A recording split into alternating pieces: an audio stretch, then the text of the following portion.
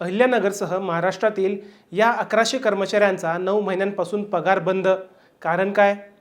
अहिल्यानगरसह महाराष्ट्रातून कंत्राटी कर्मचाऱ्यांबाबत एक धक्कादायक माहिती समोर आली आहे. राज्यातील तब्बल 1100 कंत्राटी कर्मचाऱ्यांना गेल्या 9 महिन्यांपासून पगारच मिळाला नाही. त्यामुळे आता या कर्मचाऱ्यांच्या कुटुंबावर आर्थिक संकट ओढावलं आहे. पण नेमकं हे प्रकरण काय आहे? चला जाणून घेऊयात.